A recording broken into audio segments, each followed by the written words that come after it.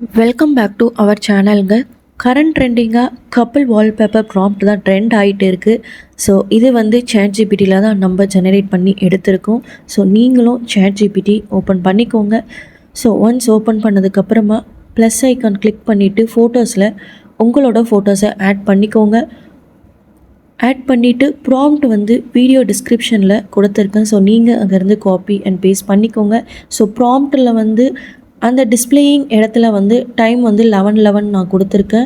And Tuesday August 11 சொல்லி நான் date கொடுத்துருக்கேன். ஸோ நீங்கள் இன்றைக்கி ஜென்ரேட் பண்ணுறீங்கன்னா அதுக்கேற்ற மாதிரி டைம் அண்ட் டேட்டை மாற்றிக்கோங்க.